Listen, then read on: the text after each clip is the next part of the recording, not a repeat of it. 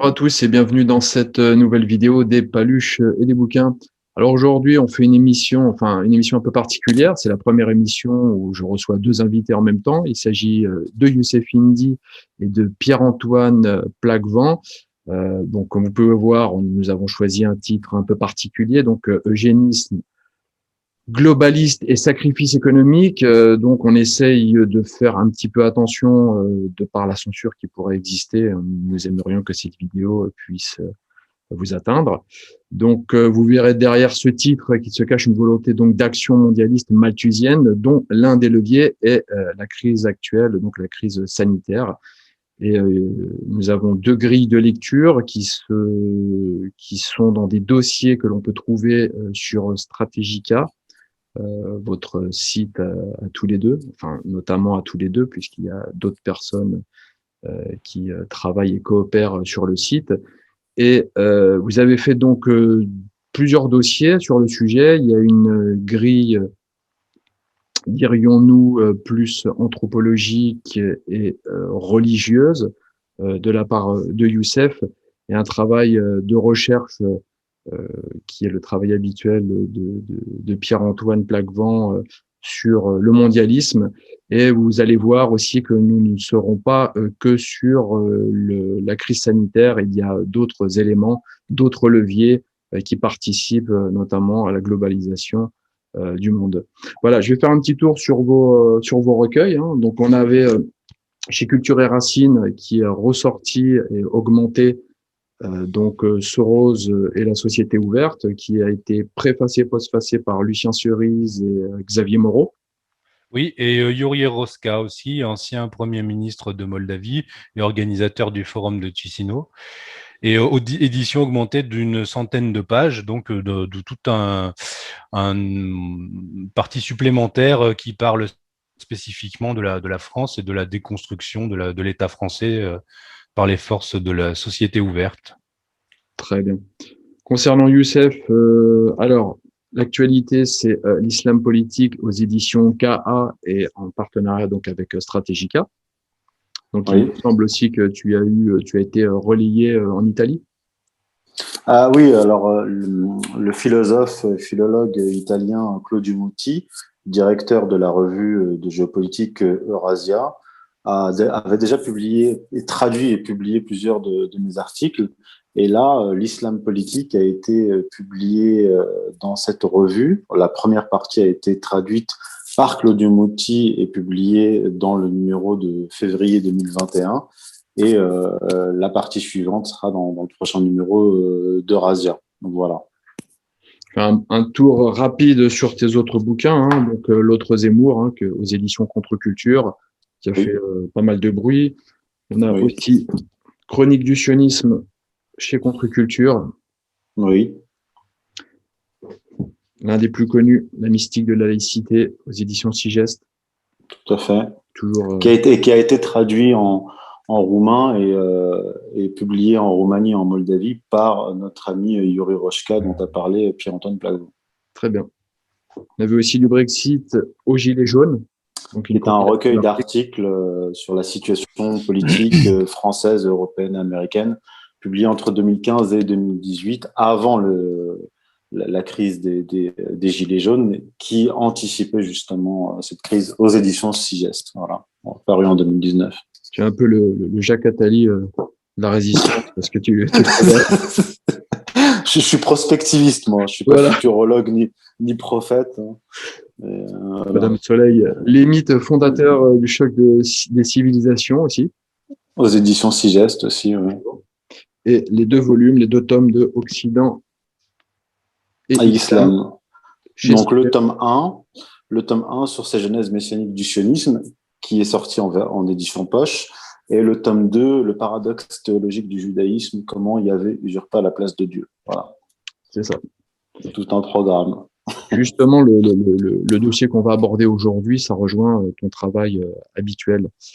Donc, on va parler un petit peu de l'OMS, des fondations Bill et Melinda Gates, de Warren Buffett aussi, qui en fait partie. On va parler aussi de la fondation Rockefeller, qui est très investie depuis pas mal de temps. Je vous en dis pas plus pour le moment. On va y aller à crescendo. On va laisser le suspense s'installer parce que vous allez voir, c'est assez salé.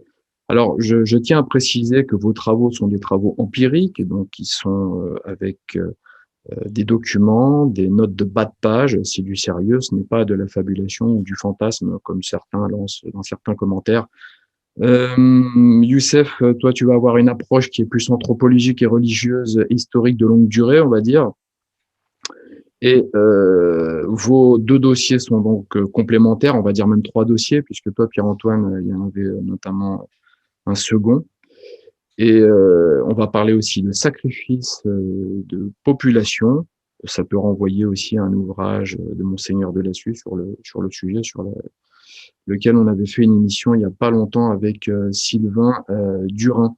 Donc Pierre-Antoine, on va débuter avec toi et Youssef, tu rebondiras par la suite comme bon te semble et on jouera au ping-pong durant tout notre discussion. Donc on parlait du rôle de la Chine au sein donc de l'OMS, de la fondation Bill et Melinda Gates, de Warren Buffett. Ils sont spécialisés donc dans le vaccin, la vaccination globale internationale. Alors pourquoi cet objectif? Alors déjà, je vais resituer le contexte global. Bon, moi, j'ai étudié les réseaux Soros là dans mon livre. J'ai resitué l'action de ces réseaux Soros dans la perspective plus large de la gouvernance globale et du mondialisme. C'est pour ça que je l'ai appelé sous-titré métapolitique du globalisme. Et en fait, si on veut, je continue à étudier ce domaine-là au travers de Stratégica. Et, donc, un des champs d'action prioritaires du globalisme, c'est le contrôle de population.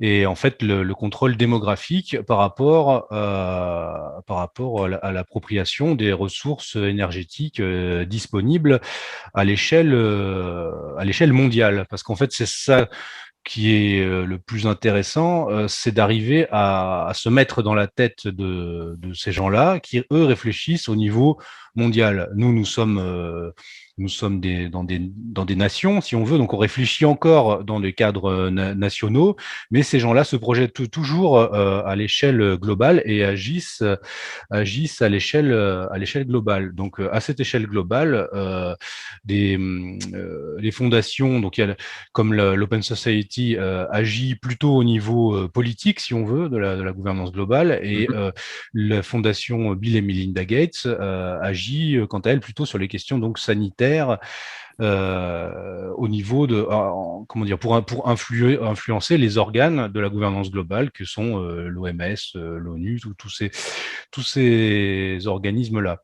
Il faut toujours garder en tête un petit peu parce qu'en fait, on parle souvent, on parle de complotisme, on parle de choses comme ça, mais en fait, les choses sont brouillées de manière à ce qu'on ne comprenne pas la forme réelle, la forme politique réelle du monde dans lequel on vit. Le monde dans lequel on vit, il y a des organismes internationaux, il y a des organismes supranationaux, il y a des États qui sont à peu près au nombre de 200 et qui ont leurs prérogatives qui sont toujours plus réduites justement par les organismes supra-étatiques.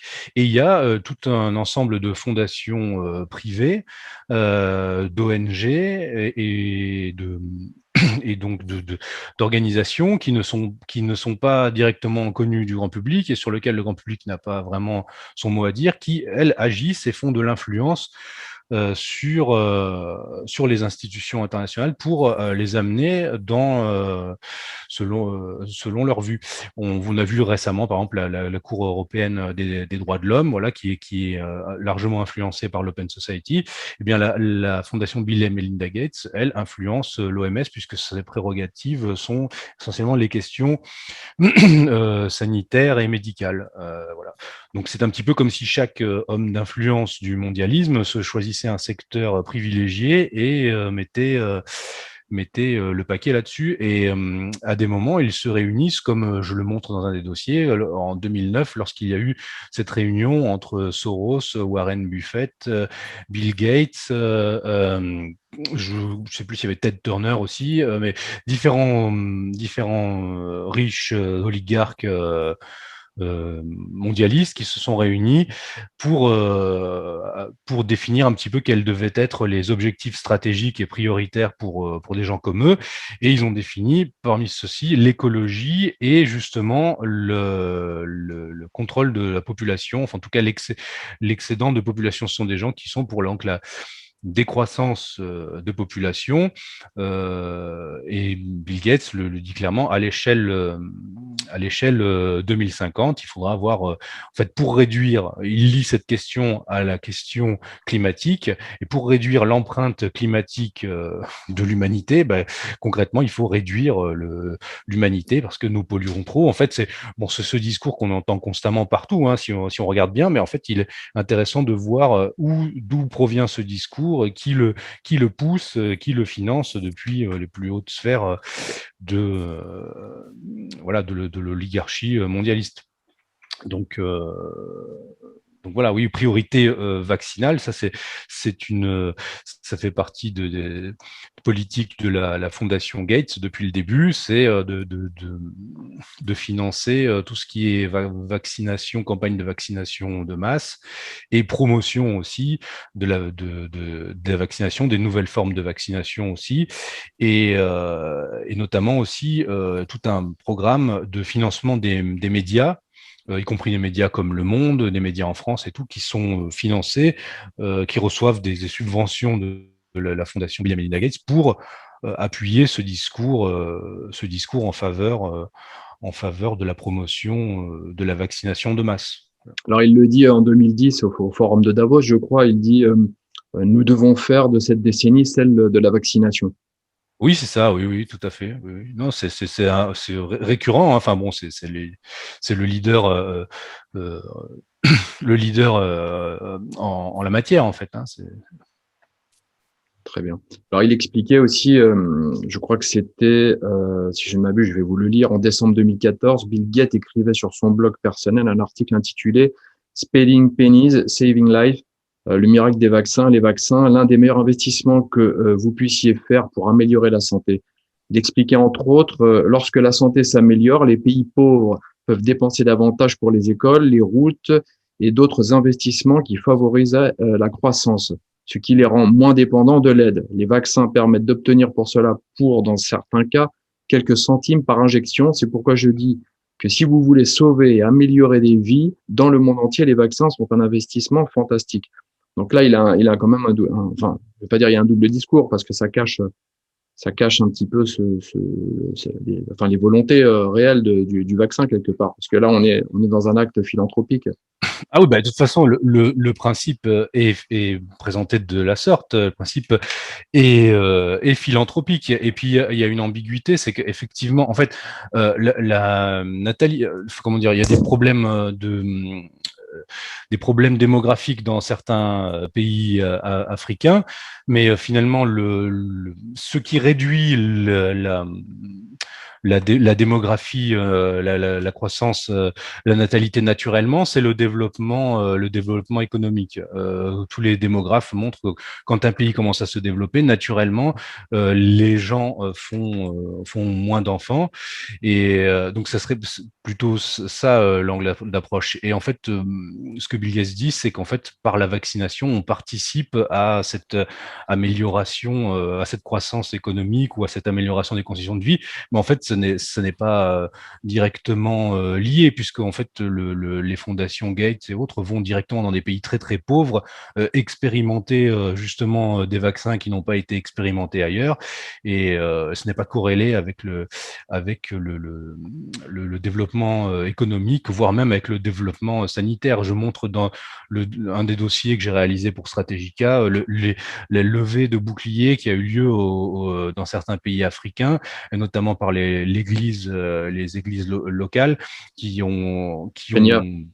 pardon, voilà, au Kenya, qui ont montré qui ont découvert qu'en fait certaines campagnes de vaccination déguisaient en fait des campagnes de stérilisation en fait. Et ça, bon, ça c'est aussi tout un travail que j'ai fait dans un de ces dossiers. Je montre l'origine des vaccins à visée de stérilisation, notamment les travaux du professeur Talvar, un professeur indien qui travaillait avec l'OMS depuis les années 70 et qui a mis en place, et ça c'est des sources ouvertes, hein. Si vous recherchez les travaux du professeur Talvar, lui, régulièrement, il se vante des avancées qu'il fait en matière de vaccination stérilisatrice, quoi. Donc c'est quelque chose qui est en fait connu des instances, mais qui n'est pas présenté de la sorte, évidemment, aux opinions publiques. L'Inde aussi avait été touchée, je crois, oui, alors l'Inde, c'est un grand champ d'expérimentation de toute forme de stérilisation depuis les années 60, mais c'est même là, c'est même comment dire, même revendiqué, hein. C'est même, on donne on aide les gens à se faire stériliser, les hommes comme les femmes. Bon, c'est quelque chose, c'est quelque chose de massivement répandu, hein, en Inde. Alors, on avait vu l'Afrique de l'Ouest aussi, beaucoup de décès avec les vaccins du DTC chez les enfants notamment. Oui, c'est ça, oui. C'est quoi, quelque chose comme 50%, c'est ça Là, je ne sais plus exactement sur ce vaccin-là. Donc, il y a vraiment une réduction volontaire donc de la population mondiale. Alors, la question que je me posais régulièrement, c'était de me dire, voilà, ces gens qui agissent en général, ils sont, ces mondialistes, ils sont dans certains pays qu'on retrouve, c'est notamment les États-Unis, Israël, ça peut être l'Angleterre aussi, il y en a chez nous. Mais ils n'hésitent pas justement à sacrifier leur propre population.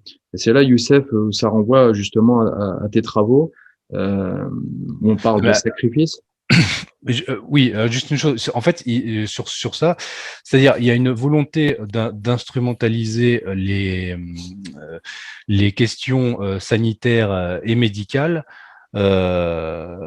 pour les utiliser comme des vecteurs de contrôle indirect de population. Je parle notamment du rapport qu'avait rédigé qui avait été rédigé dans les années 70 par Kissinger et qui a été appliqué à partir de Nixon au moins jusque dans les années 80 à l'époque de Reagan, qui était un rapport qui préconisait le contrôle de la démographie et le contrôle de la natalité dans les pays détenant des ressources stratégiques pour les États-Unis. Et le raisonnement que faisait Kissinger était très très cynique et très simple, hein. Il disait dans les pays émergents qui ont des ressources énergétiques stratégiques pour les États-Unis, comment dire, une croissance démographique forte va créer une jeune génération qui va vouloir finalement reprendre les rênes. En fait, ce sera une jeune génération souverainiste en quelque sorte, et ça risque de poser des déséquilibres pour nous. Donc, il faut faire en sorte que la démographie de ces pays soit contenue. Mais comme on ne peut pas le faire directement, sinon ça sera vu comme du néocolonialisme, il faut le faire par le biais de programmes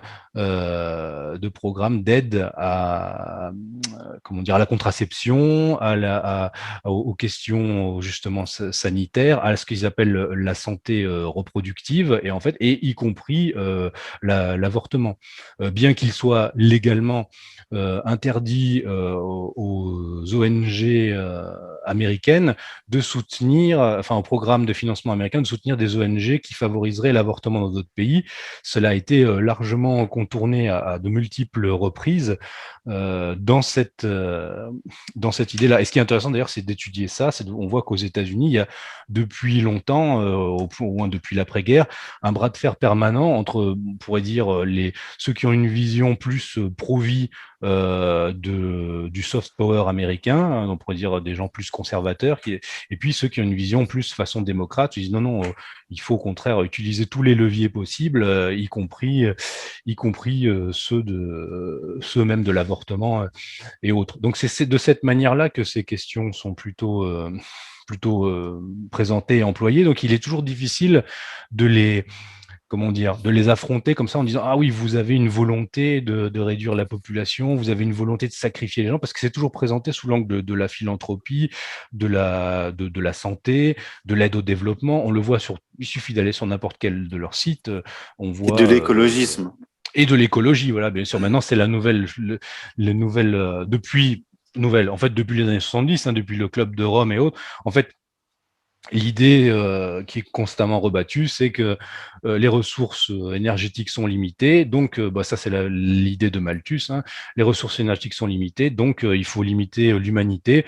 Sans cela, il y aura des guerres pour s'approprier les ressources énergétiques. Ce qui, on pourrait dire, oui, c'est en partie vrai, mais c'est ignorer que ce sont les mêmes qui s'accaparent les ressources énergétiques, qui ensuite produisent ce même discours et nous disent à nous, aux populations, non, arrêtez de croître, vous allez tout dévorer, alors que c'est eux qui finalement qui s'emparent de tout.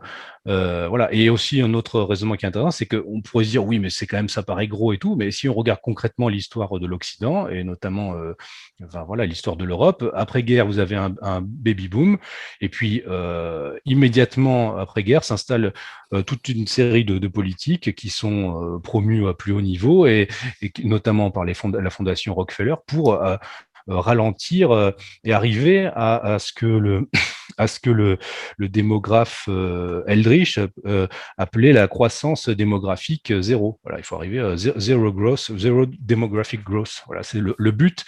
Le but est là, il faut arriver à une sorte d'équilibre démographique, mais qui après devient une décroissance démographique. Et là, ça rejoint notre dossier que j'ai réalisé sur l'idéologie vraiment malthusienne de réduction de population. C'est-à-dire quand vous regardez le discours qu'ont ces différents oligarques, vous prenez ce que dit Bill Gates, vous prenez ce que dit Ted Turner, le patron de CNN.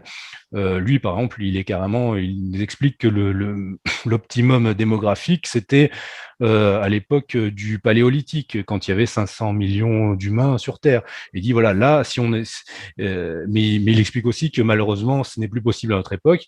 Donc, si on veut une humanité moderne, civilisée, il faudrait arriver à 2 milliards de personnes. Et là, on pourrait se répartir, on serait dans une sorte de paradis sur Terre avec des ressources disponibles pour tout le monde. Donc 2 milliards, ça fait quand même, il va falloir mettre les bouchées doubles pour y arriver. Et donc et en fait chacun de ces, ce qui est intéressant, c'est de voir aussi quelqu'un comme Paul Eldridge qui avait écrit le fameux livre la bombe démographique, la population bomb, la bombe de la population. Et en fait, lui, dans les années 70, il préconisait même en fait une forme de gouvernement mondial dans lequel les États seraient devenus subsidiaires et en fait chaque État aurait charge d'appliquer localement ce que le gouvernement mondial déciderait en termes d'urgence démographique. Bon, à l'époque, et si on regarde toutes les prédictions qui étaient faites dans les années 70, on avait un petit peu comme maintenant sur le réchauffement climatique, mais d'autres types de prévisions, des prévisions plus apocalyptiques les unes que les autres. Et intéressant de voir, d'ailleurs, souvent, c'est un petit peu comme les frères Huxley. Paul Eldridge avait un frère, Simon Eldridge, qui a écrit la version, si on veut, romancée des travaux de son frère, sous la forme d'un livre de science-fiction qui avait même été adapté en film, où il parlait des mêmes sujets, où il disait qu'un gouvernement mondial, appelé un gouv-monde, qui gérait des États qui étaient devenus subsidiaires et qui en fait étaient chargés d'appliquer des mesures draconiennes en matière de contrôle de population, parce que finalement il n'y avait plus assez de ressources énergétiques pour l'humanité, donc il fallait limiter l'humanité. Voilà, donc c'est un petit peu cette idée-là est récurrente dans les instances mondialistes depuis les années 70, depuis les travaux du Club de Rome. Et à notre époque, elles ont été largement vulgarisées et elles sont un petit peu dans la tête de tout le monde en fait, notamment les jeunes générations. vous parlez avec des jeunes, vous verrez qu'ils ont cette espèce de dette climatique qui pèse sur leurs épaules. Ils ont l'impression que c'est de leur faute, voilà, et que donc il faut faire quelque chose. On a quand même on a des gens qui font maintenant la promotion de la vasectomie, de l'autostérilisation. Oui, il faut se faire opérer pour ne plus faire d'enfants pour la planète, voilà. Donc Oui, on est quand même dans quelque chose de... J'ai déjà entendu ce genre de discours autour de Ah moi. oui, C'est dingue. et ça rejoint. Alors là, on arrive à quelque chose. Quand vous creusez, ça c'est la partie finalement, ce sera peut-être le sujet d'un prochain dossier. En tout cas, c'est les travaux que je suis en train de mener en ce moment sur finalement la religiosité autour de cette thématique de Gaïa, de la Terre, de cette espèce de néopaganisme finalement qui envahit un petit peu tout le discours, y compris le discours de l'Église, puisque Bergoglio est à fond là-dedans, hein, parce qu'il a même Bergoglio, c'est le pape actuel, c'est ça? Oui, ouais, voilà, oui, excusez-moi. Pierre Hillard en parlait dans un Non, dossier le là pape actuel, récemment. c'est Benoît XVI, donc enfin, j'ai du mal à ça pour moi. Mais après, mais Bergoglio, lui, est à fond là-dedans. Il parle régulièrement de ces questions-là, de Gaïa, de la Terre, et même des catholiques avaient dénoncé la tenue de rites dédiés à la Pachamama en plein Rome, en plein Vatican. Donc on est là-dedans. Alors l'Église peut présenter ça comme une tentative justement Est-ce de... que, Pierre-Antoine, est-ce que Oui, vous pouvez excuse-moi. préciser ce qu'est le Pachamama, Oui, c'est ce qui la s'est déesse passé? mère en fait. Hein. C'est la déesse mère amérindienne. Et en Voilà. fait, au sein même du Vatican, a été reçue une délégation d'Amérindiens en fait, hein, de peuples, enfin comment on pourrait dire, oui, indigènes si on veut, et qui ont qui ont tenu un peu leur rite païen qu'ils ont fait, mais dans l'enceinte du Vatican en présence même de cardinaux et du pape lui-même. Donc ça a créé une sorte de scandale. Cette effigie a même été, enfin une idole de la Pachamama a même été exposée, je crois, et un catholique s'en est emparé et l'a jeté dans le Tibre. Donc il y a encore des iconoclastes pratiquants, donc ça va. Mais donc le problème vraiment est assez large puisque ce discours envahit tout et au point que même l'Église se pense obligée de commencer à avoir un discours de la sorte, c'est que soit l'Église est pilotée pour obtenir ce discours, soit elle se dit bon ben on va épouser ce discours pour essayer de le faire nôtre et nous placer un petit peu au sommet de la crête, puisque c'est un petit peu le pape François est un jésuite. Bon, c'est ce qu'ont fait les jésuites depuis plusieurs siècles, hein, c'est d'essayer d'épouser les formes contemporaines du cosmopolitisme et essayer de placer l'Église en tête de ce cosmopolitisme. Et finalement, l'Église catholique actuelle se dit bon ben comme la gouvernance mondiale est inéluctable, on va essayer de lui donner, nous, d'en être un petit peu la forme catholique. Et c'est vrai que sur certains thèmes, comme justement l'avortement, là, par contre, le pape François ne cède pas pour l'instant, mais au prix au prix d'autres reculs sur d'autres questions qui sont absolument problématiques pour un catholique. Voilà. Donc, on voit la crise sanitaire est un levier turbo, on va dire, parce que ça a accéléré énormément de choses depuis l'année dernière. On nous emmène dans un nouveau monde, un changement donc de paradigme qui peut être compris en profondeur sans une approche anthropologique, religieuse et historique. Toi, Youssef, tu as posé justement ces jalons dans ton dossier où tu parles notamment, parce que c'est le dossier a pour titre Vaccination et dictature sanitaire en Occident et en Israël, et en sous-titre une lecture anthropologique et religieuse. C'est cela. Sur strategica.fr. C'est ça. Et donc, on voit que ça s'agit de beaucoup dans les médias, notamment en Israël. On a vu une énorme campagne de vaccination en Israël. Malgré les vœux de la population, il y a eu quand même des manifestations, il y a eu des morts liées aux injections et énormément de contaminations aussi qui sont liées aux premières doses de vaccins donc injectées sur cette population. Alors, dans ton dossier, on parlait tout à l'heure de Monseigneur Delassus sur le sacrifice, et on a une lecture dans ton dossier qui est une lecture sacrificielle de leur propre population de la part des élites. Un sacrifice qui a déjà été vu, visualisé au travers de l'histoire. Hein. C'est pas un seul coup d'essai. Est-ce que tu peux développer un petit peu cette partie-là, Youssef? Oui, alors il faudrait revenir au premier confinement, parce qu'en fait, ce dossier fait suite à un long texte que j'avais publié sur Stratégica sous forme d'interview, mais qui était en fait un texte d'analyse de la situation durant le premier confinement. Donc, on est en avril, le 18 avril 2020. Donc, le texte avait pour titre Coronavirus, accélérateur historique. J'avais abordé en fait la dimension messianique de cette période.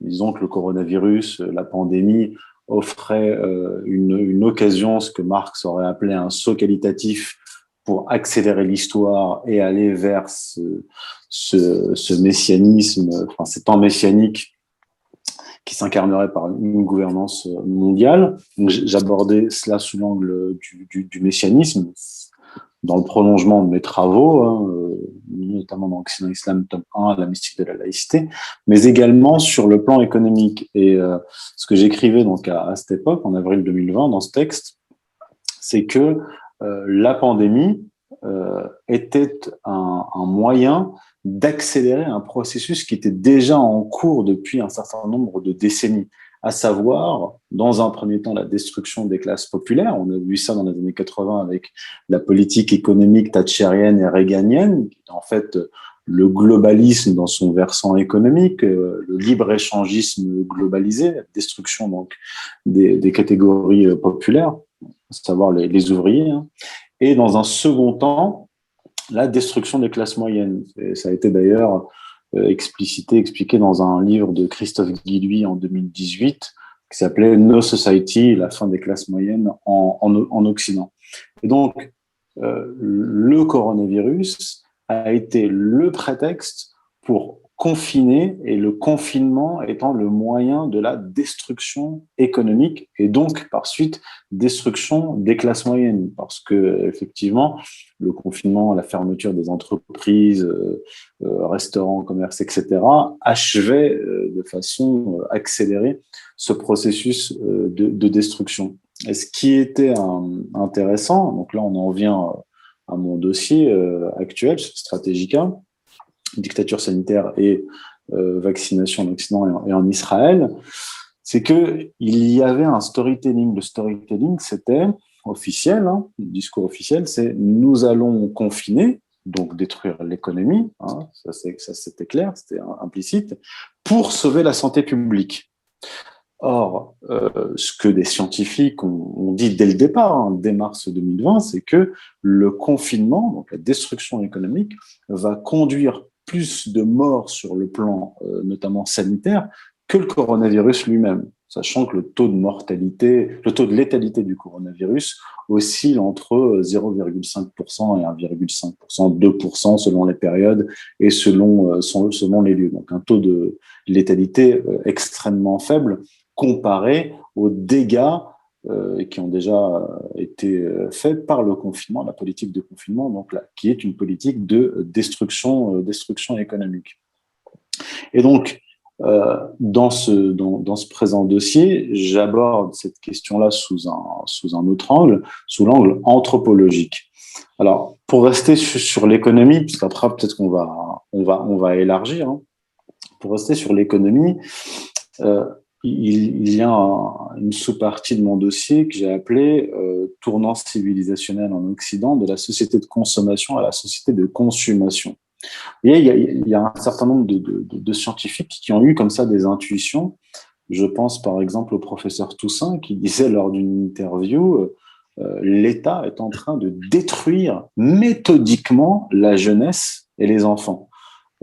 Notamment par la mise à l'arrêt d'activités sportives, les masques, maintenant les enfants à partir de 6-7 ans sont obligés de porter des masques. On avait vu les suicides, ce que les pédopsychiatres n'avaient jamais vu, c'est-à-dire des suicides chez des enfants de 9 ans qui se pendent. Et il disait, donc le professeur Toussaint, cela me fait penser au sacrifice Inca, donc les Incas qui sacrifiaient leurs plus beaux adolescents pour faire face aux cataclysmes naturels.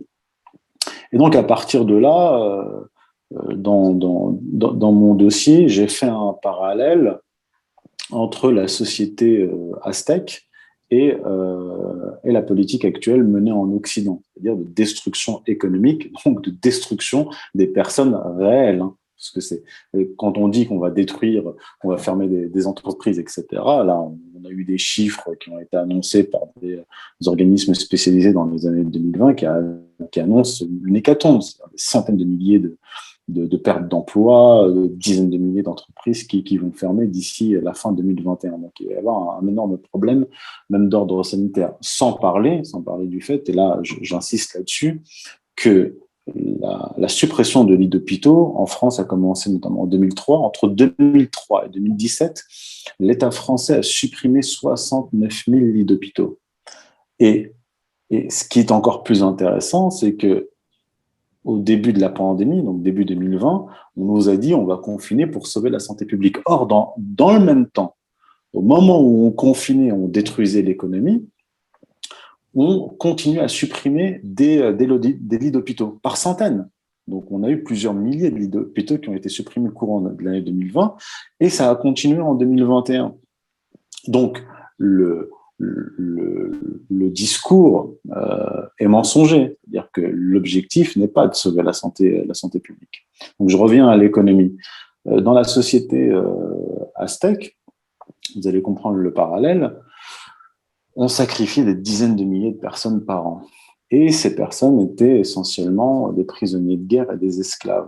Mais des esclaves et des prisonniers de guerre qui étaient devenus inemployables. Donc, ça constituait une réserve d'énergie qu'appelait l'anthropologue Georges Bataille la part maudite, c'est-à-dire une partie de l'énergie qui n'est pas utilisable sur le plan économique et qui peut s'avérer dangereuse pour le pouvoir. Et donc, on sacrifiait ces dizaines de milliers de personnes pour prévenir notamment des révoltes. Et en fait, aujourd'hui, depuis la période élection de Trump, Brexit en 2016 et la révolte des Gilets jaunes, il y a ouvertement une guerre entre le pouvoir, les élites, les dirigeants occidentaux, l'oligarchie, et la France périphérique, la Grande-Bretagne périphérique, l'Amérique périphérique, l'Italie périphérique, l'Allemagne périphérique, c'est-à-dire une partie de la population qui est majoritaire, en France c'est 60%, qui est, du point de vue des élites globalistes comme Klaus Schwab, inutile. D'ailleurs, c'est ce que dit Laurent Alexandre, l'urologue transhumaniste à Polytechnique. Il leur dit, vous êtes des dieux, donc vous, des futurs dirigeants, et les gilets jaunes sont des inutiles. Donc, par extension, c'est les catégories populaires, et encore par extension, les classes moyennes. Donc, des gens qui sont inutiles, économiquement, politiquement, parce que, comme le dit Klaus Schwab, d'ici 2030, d'après eux, 3/4 des emplois seront automatisés, donc remplacés par des machines. Donc inutile, et deuxièmement, dangereuse, puisque ces populations dont on détruit les emplois ont tendance à se révolter ces dernières années contre ces élites. Donc, ils sont face à un problème extrêmement difficile à gérer. Et c'est là qu'on revient à la question de la dépopulation, parce que comme l'expliquait Pierre-Antoine Plaquevent, réduire la population dans des zones qu'on voulait contrôler, que l'Empire américain voulait contrôler, ce n'est pas exclusif à l'ancien tiers-monde. C'est qu'aujourd'hui, en Occident, on a des populations qui empêchent le système globaliste, son idéologie, de s'installer. Et ceux qui empêchent la mise en place de ce projet qui est d'essence messianique, ce sont, les catégories populaires, et deuxièmement, ce qu'on appelle les classes moyennes. Donc, les classes moyennes, ça va jusqu'à la petite bourgeoisie, en réalité. Et donc, on en arrive à la société de consommation, de consommation, parce que, comme je cite Georges Bataille qui disait, donc lui, il écrivait ça dans les années 1940, il disait « Il était aussi important pour les Aztèques de consommer qu'il est important pour nous de travailler ». Mais on était dans les années 40, après la Seconde Guerre mondiale, donc dans une période d'essor économique et avec la société de consommation embryonnaire. C'est le Fordisme, c'est toute cette conception capitaliste du XXe siècle qui consiste à augmenter les salaires des catégories les plus basses pour qu'elles consomment et pour faire ainsi tourner l'économie avec cette conception qui est keynésienne. Mais aujourd'hui, le capitalisme s'est transformé et c'est une autre vision de l'économie qui est en train de s'installer, à savoir, en fait, ça ressemble un petit peu à l'ancien tiers-monde, c'est-à-dire une masse pauvre et une petite élite, le haut de la société, extrêmement riche, avec quasiment rien entre les deux. Vous voyez ? Et donc, et moi, je pose la question, je dis, mais est-ce que l'Occident aujourd'hui n'est pas entré dans un modèle de société qui est celui de la consommation, c'est-à-dire la destruction des populations devenues inutiles. Et si on prend... Alors, ce qu'il faut comprendre, c'est que le monde occidental déchristianisé ressemble beaucoup plus aujourd'hui aux sociétés archaïques qu'aux sociétés traditionnelles ou à la période médiévale en réalité. Parce que il y a toujours un mythe qu'on appelle aujourd'hui le storytelling, qui vient habiller une idéologie, des pratiques politiques, même des pratiques religieuses, notamment sacrificielles, j'y reviens, pour le faire accepter par la société. Là, je reviens encore aux Aztèques. Pourquoi est-ce qu'ils sacrifiaient ? Le discours, c'était quoi ? Le mythe, c'était quoi ? Le mythe, c'était de dire, nous allons sacrifier, vous sacrifiez la population, donc surtout les esclaves et les prisonniers, pour nourrir le dieu soleil. Le dieu soleil lui-même était en fait une divinité qui s'était jetée dans un brasier, qui est devenu le soleil, et les Aztèques croyaient qu'il fallait sacrifier des personnes par milliers pour offrir la chair et les cœurs encore battants au soleil pour que le soleil vive, qu'il ne meure pas, et ainsi faire vivre toute la société et toute l'humanité. Donc c'était ça le discours, c'était ça le mythe. Mais le mythe venait habiller une pratique qui avait un objectif, comme je l'ai dit, social, économique, politique, c'est-à-dire de se débarrasser d'une partie de disons qu'il faisait d'une pierre deux coups, se débarrasser d'une partie de cette population surnuméraire qui était inemployable et dangereuse. Et aujourd'hui, on a toujours un mythe, parce que ça s'appelle le storytelling. Le storytelling, c'est quoi ? C'est nous allons fermer les écoles périodiquement, fermer les entreprises, donc mettre au chômage des centaines de milliers de personnes pour sauver la santé publique. Mais en réalité, si on dévoile la réalité, c'est-à-dire si on se débarrasse de ce storytelling, de ce mythe, qu'est-ce qu'on voit ? On voit une oligarchie qui détruit méthodiquement des catégories de la population pour se sauver elle-même, pas pour sauver la santé publique, puisque, comme je l'ai dit, si on regarde les chiffres, notamment des hôpitaux, suppression de lits d'hôpitaux, on ne peut pas dire que la politique du gouvernement, notamment français, aille dans le sens du renforcement de l'hôpital. Au contraire. Et quand on en arrive à la question du vaccin, donc moi j'ai consacré la moitié de mon dossier aux études scientifiques, statistiques, etc., notamment le docteur Gérard Delépine qui se base sur les chiffres de l'OMS, donc tout à fait officiel, et qui met en évidence que les pays qui ont vacciné massivement, à commencer par Israël et la Grande-Bretagne, ont vu exploser le nombre de contaminations et exploser le nombre de morts. C'est-à-dire qu'en Israël, par exemple, à partir du moment où ils ont commencé à vacciner massivement, il y a eu une augmentation de 400% des contaminations et de 300% du nombre de morts. Et pareil en Angleterre, pareil en Grande-Bretagne, pareil au Koweït, pareil aux Émirats Arabes Unis, pareil à Gibraltar, et ainsi de suite. Donc, on voit que non seulement la politique sanitaire de confinement détruit une partie de l'économie et par suite, parce que ça va générer des problèmes de santé extrêmement graves, mais de plus, ils mettent en place des campagnes de vaccination qui sont dangereuses. Je ne parle même pas des thromboses, là je rapporte toutes les études, même, notamment israéliennes, de jeunes de moins de 30 ans qui sont qui n'avaient aucun problème de santé et qui sont morts littéralement. Là, en France, on commence à avoir des témoignages dans les hôpitaux. Donc, il faut pas prendre cela à la légère. La disparition, en fait, en Occident de la religion qui a mis un terme à ces pratiques sacrificielles, qu'est le christianisme, a ouvert la porte à cet archaïsme sacrificiel qui revient. Et on parlait de la dépopulation, et c'est pareil. Si on prend les choses sous un autre angle, par exemple la question de l'avortement qui fait suite à la chute finale du catholicisme en Occident, on voit une remontée de cet archaïsme. Je vais vous donner juste quelques dates, vous allez très vite saisir. 1962, Vatican II.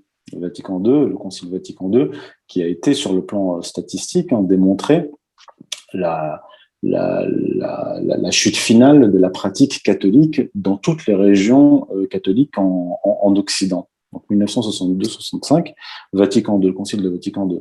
1974, la loi donc autorisant l'IVG en France, l'avortement. Donc on tue littéralement des innocents, c'est-à-dire de futurs enfants, de futurs bébés dans le ventre de leur mère. Là, on est à plus de 200 000 avortements par an en France. Et en 1981, l'abolition de la peine de mort pour les criminels. Et pourquoi je dis que c'est un rapport avec les sociétés archaïques? Et que dans les sociétés archaïques, ça c'est les travaux de René Girard, pour mettre un terme au cycle de vengeance, c'est-à-dire venger venger la victime en tuant le criminel, on pratiquait justement le sacrifice de victimes innocentes pour endiguer le cycle de vengeance. Donc, ce qui distingue les sociétés archaïques, c'est qu'on tuait les innocents pour ne pas avoir à tuer les criminels pour empêcher le cycle de vengeance. Vous me suivez?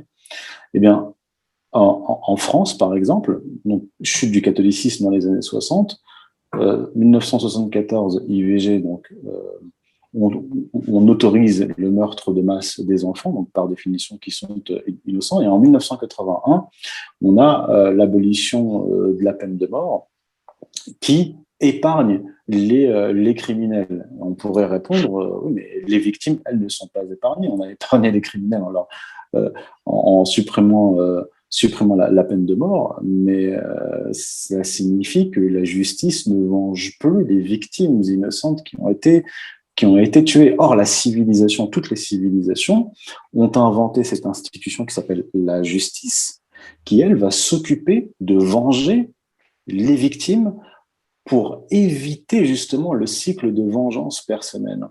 Donc, on peut prendre les choses sous différents angles et quel que soit l'angle sous lequel on prend le problème, on retombe toujours sur le vide religieux qui est fondamentalement ce qui a permis tous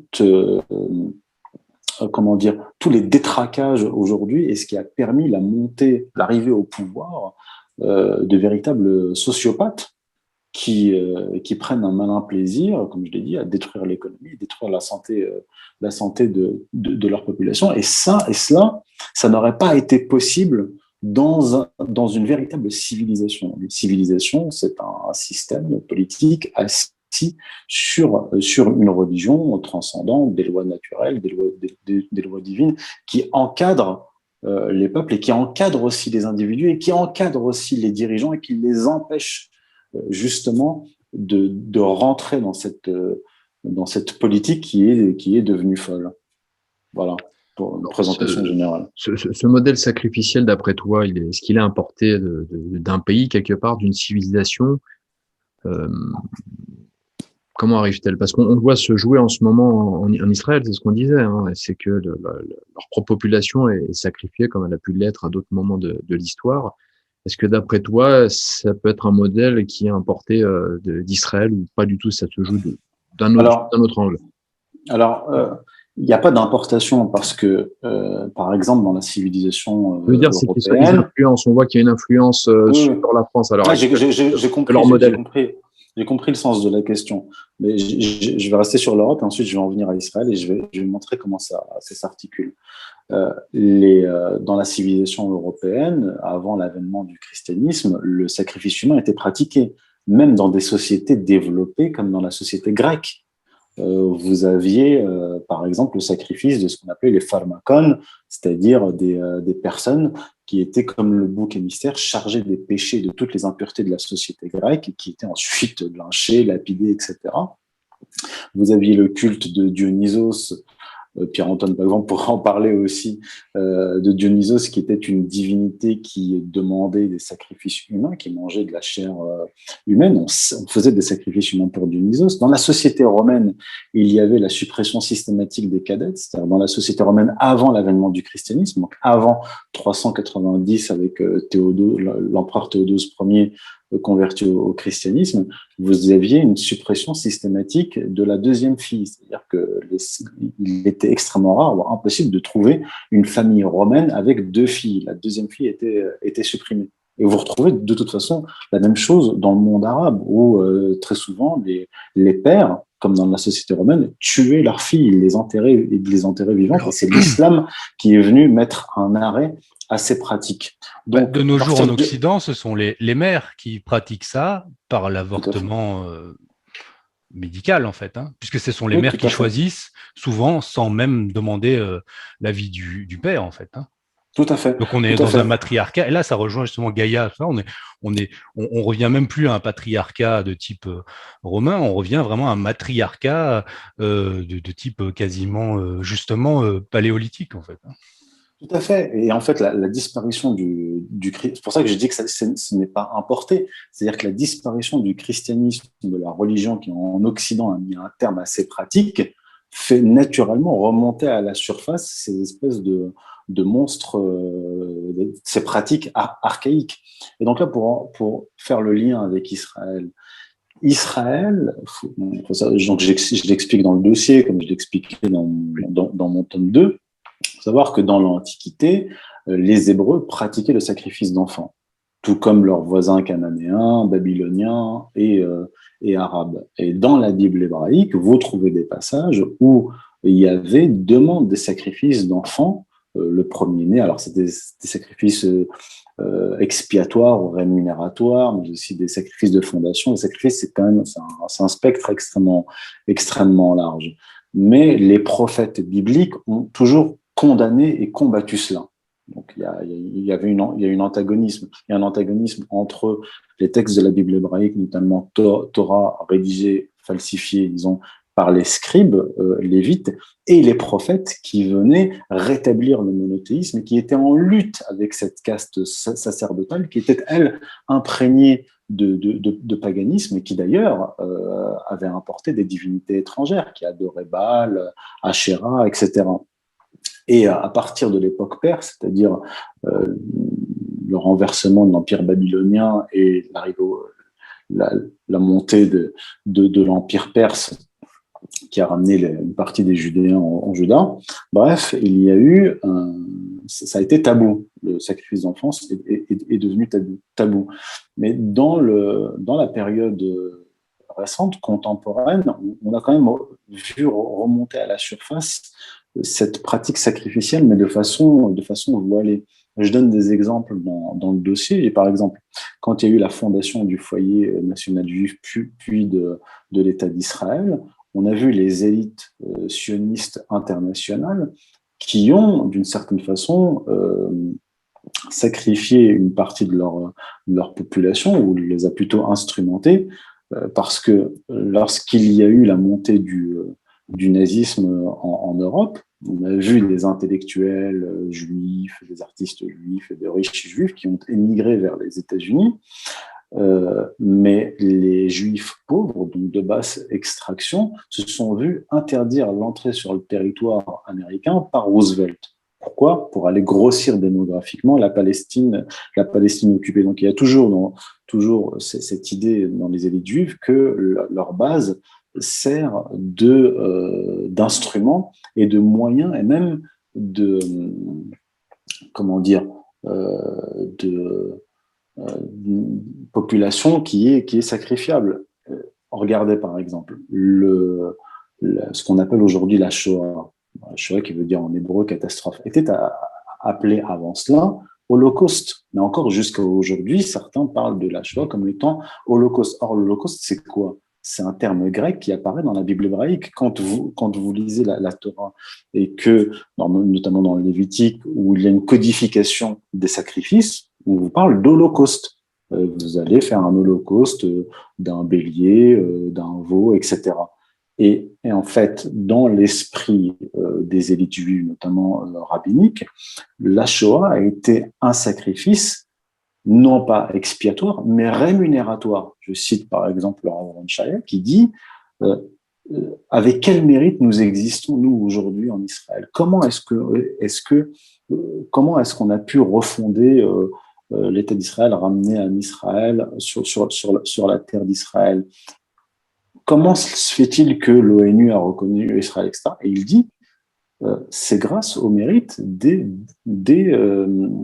Juifs qui sont morts durant la Seconde Guerre mondiale. Donc il y a cette idée que les morts, donc les sacrifiés de cet holocauste, vont apporter des bénéfices politiques, diplomatiques et même économiques, puisque des associations qui prétendent être les représentants des victimes, des descendants des victimes de la Shoah, touchent de l'argent auprès de sociétés, notamment la SNCF, le gouvernement allemand qui offre quasiment régulièrement des sous-marins nucléaires à Israël. Donc cet holocauste est devenu un moyen de rémunération politique, économique et diplomatique.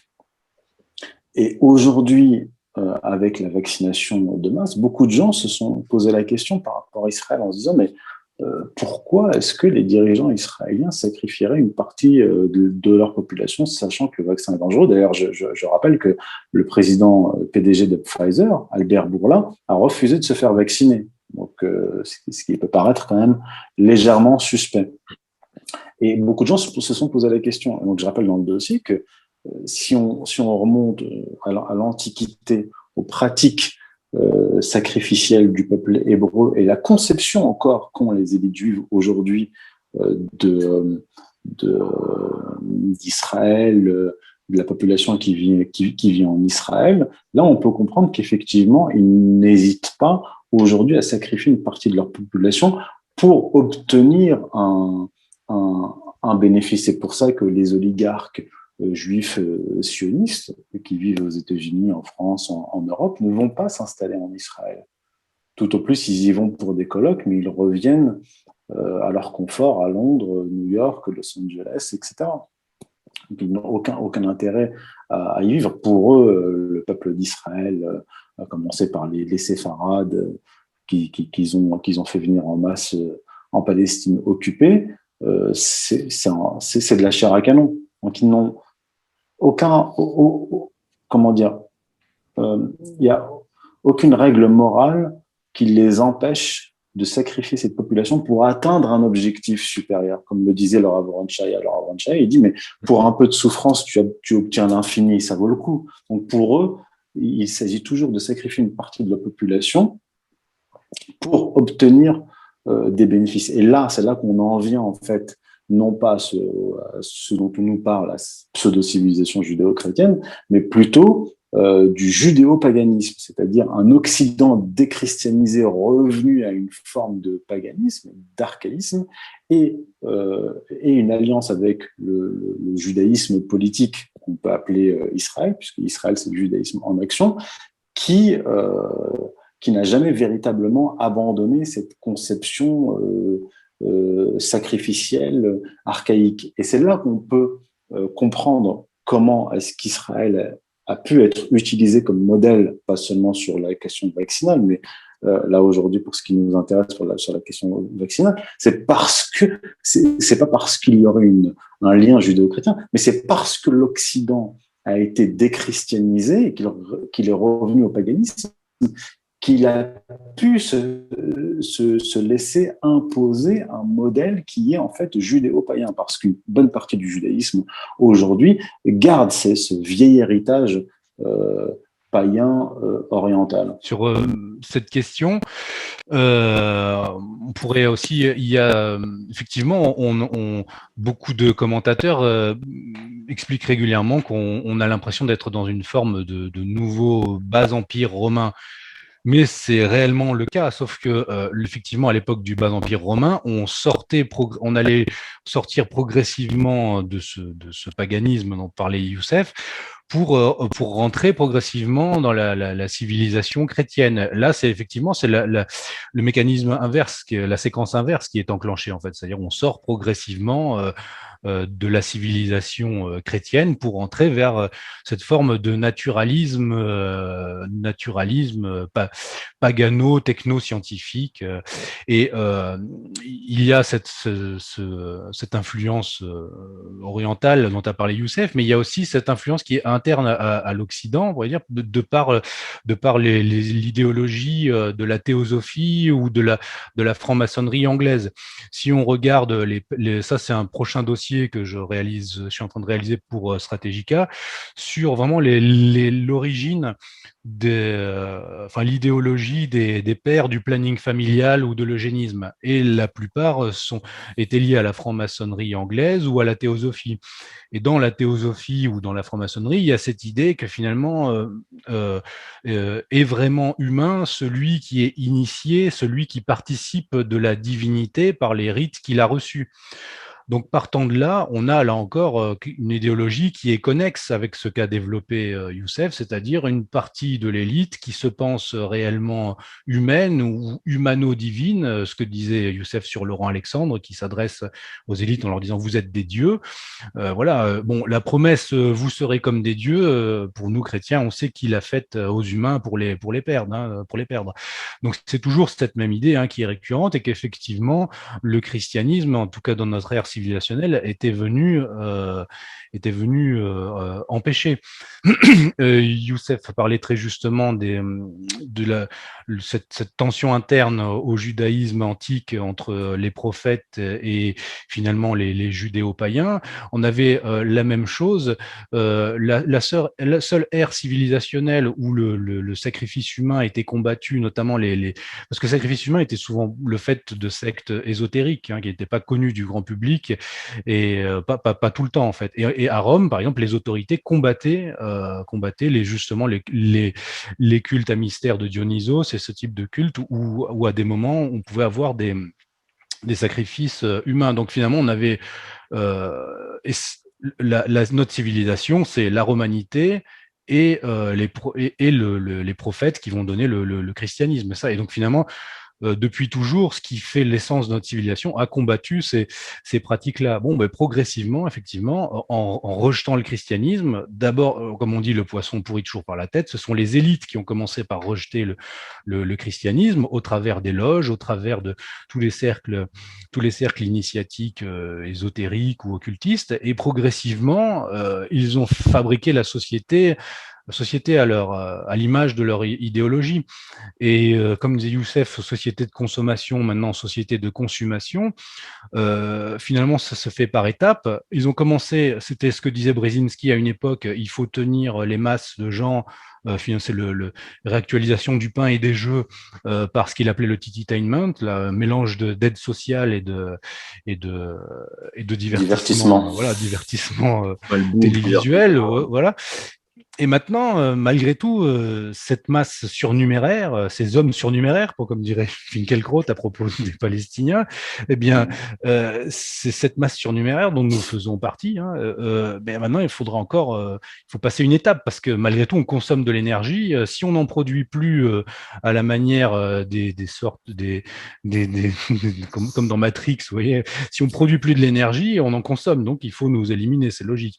Et regardez le raisonnement que tient Bill Gates, qui tenait dans une conférence qui a été citée souvent, mais dont il faut percevoir ce qu'il dit. Il dit, pour réduire le CO2, donc là je vais le citer, il dit, pour réduire le CO2, que vous voulez réduire à zéro, il faut réduire la quantité d'énergie émise. Donc, examinons chacun des éléments et voyons comment nous pouvons atteindre l'objectif zéro. Donc, zéro énergie carbone. Eh bien, il dit tout d'abord la population. Le monde compte aujourd'hui 6 milliards, 8 d'habitants. À l'époque de sa conférence en 2010, je crois, et ce chiffre devrait passer à 9 milliards. Si nous faisons un excellent travail sur de nouveaux vaccins, des soins de santé et des services de santé reproductive, donc tout ce qui a trait à la reproductive health, donc avortement, etc., nous pourrions peut-être réduire ce chiffre de 10 à 15%. Voilà. Donc, lui, il a dit, en fait, ce que je voulais dire, c'est réduire, non pas le chiffre, comment dire, la taille de l'humanité, mais réduire juste le taux de reproduction. Mais peu importe, on voit que l'idée est là, c'est-à-dire utiliser la vaccination. Donc pourquoi la vaccination aurait un rapport avec la réduction démographique ou même la réduction de la natalité? Alors là, c'est là qu'il a développé tout son discours pour dire non, mais en fait, la vaccination crée des conditions de vie qui font qu'après, naturellement, par l'accès à des soins sanitaires, on réduit sa natalité. Ça, bon, mais en fait, non, c'est du bidon parce que quand on regarde dans le détail, on voit très clairement tout ce qui a été mis en place depuis les années 70 en matière de vaccination stérilisatrice. Mais donc ça c'est un premier point. Et si on regarde donc ce que je vous disais, l'idéologie de ces gens-là depuis longtemps, vous avez même des figures médiatiques, toutes ces figures médiatiques qui ont fabriqué l'écologie, l'écologie spectacle un petit peu. Vous avez par exemple que disait le commandant Cousteau dans les années 90, voilà, dans la revue de l'UNESCO, donc de la revue de l'organisation des Nations Unies, enfin que le département culturel des Nations Unies. Il disait se débarrasser des virus est une idée admirable, mais elle soulève d'énormes problèmes. Au cours des 1400 premières années de l'ère chrétienne, les chiffres de la population étaient pratiquement stationnaires. Par le biais des épidémies, la nature compensait l'excès de naissance par l'excès de décès. Donc il dit voilà, nous voulons éliminer les souffrances, les maladies, l'idée est belle, mais elle n'est peut-être pas tout à fait bénéfique sur le long terme. C'est terrible à dire, il faut que la population mondiale se stabilise, et pour cela, il faudrait éliminer 350 000 hommes par jour. C'est terriblement horrible à envisager, c'est tellement horrible que nous ne devrions même pas le dire. Mais la situation générale dans laquelle nous sommes impliqués est lamentable. Voilà, donc si on fait le calcul, 350 000 hommes par jour, ça fait quelque chose comme 1,27 milliard de personnes sur 10 ans. Donc là, on est déjà dans des chiffres où, bon, pour atteindre ces chiffres-là, comment est-ce qu'on fait? Soit on fait des guerres frontalement, mais quand finalement le système mondialiste au cours du XXe siècle, par comment dire, une guerre, finalement, ça génère des dégâts collatéraux qui ne sont pas prévisibles, voire même des changements politiques qui ne sont plus maîtrisables. C'est coûteux. Alors maintenant, c'est coûteux, et puis on n'est pas sûr de remporter la mise. Donc finalement, en plus, dans un système où finalement les plus grandes puissances ont maintenant l'arme nucléaire, la guerre frontale n'est plus vraiment envisageable. Donc maintenant, il faut envisager des moyens détournés, des nouvelles technologies politiques, des moyens autres. Donc, il faut utiliser la réduction de population, la dépopulation par le biais d'autres moyens, de moyens qui vont être présentés au public comme des moyens sanitaires et surtout avec ce raisonnement un petit peu, c'est ce que Michel Foucault appelait la biopolitique, c'est-à-dire longtemps le pouvoir politique se caractérisait par sa capacité à justement pouvoir prélever sur la population un impôt de sacrifice et pouvoir punir, y compris jusqu'à la mort, par la mort. Et là, c'est l'inverse. Là, c'est un pouvoir politique qui se présente comme le garant de ceux qui donnent la vie, et le garant exclusif qui donne la vie. D'où, effectivement, même ce que disait Youssef sur l'abolition de la peine de mort, ce genre de choses. Ce pouvoir ne peut pas être mauvais. Le biopouvoir ne peut être que bon. Il est du côté de la préservation de la vie. D'ailleurs, il le dit en permanence. Il est pour les droits humains, pour l'écologie, pour la terre, pour les choses positives. Donc, au nom de cela, ce n'est pas possible. Il ne peut pas faire le mal. Et tout ce qui est présent, et tout ce qui est finalement, il y a un lissage généralisé. De toute façon, on le voit même dans notre société, dans le rapport à la mort. C'est comme si la mort n'existe plus. C'est ce qui explique aussi l'attitude, la réception par le grand public des mesures sanitaires. C'est-à-dire, il n'est plus possible, il n'est plus tolérable d'envisager que la mort naturelle puisse exister. Donc, on délègue complètement cela au pouvoir institué et au biopouvoir, qui lui, par contre, peut prélever son taux de vie humaine, mais si c'est présenté au nom de la préservation de la vie. Et il y a un dernier aspect aussi qui est intéressant à souligner, c'est que la crise la crise du Covid a été précédée par une crise politique qui était plus ou moins de plus en plus globalisée entre justement la population périphérique élargie et les centres de pouvoir globalistes. En France, nous avons vécu ça de plein fouet avec les Gilets jaunes. Face à cet embrasement généralisé, les mesures sanitaires sont venues comme geler un petit peu ce paysage politique chaotique et ont amené pour tous les pouvoirs politiques finalement un ennemi bien pratique pour geler toutes les contradictions internes. Voilà. Et donc, au niveau de la gouvernance globale, il y a aussi cette idée que pour qu'il y ait une unification globale de l'humanité, il faut un ennemi global. On a eu les successions depuis le tribunal de Nuremberg, c'est l'idée du criminel contre l'humanité. Voilà. Donc, on a des régimes qui sont régulièrement, qui reproduisent ce qu'a été le régime fondateur du crime contre l'humanité, le régime nazi. Mais il y a des sortes d'incarnations successives de cette fonction-là, mais ce n'est pas suffisant parce que finalement ça reste un ennemi localisé. Alors après on a l'ennemi, le terrorisme qui est plus diffus, qui est partout, qui est déjà comme une forme de virus dans la population, puisque ce sont des sociétaires, des populations qui peuvent se retourner et devenir des gens qui vont vous liquider un jour à l'autre.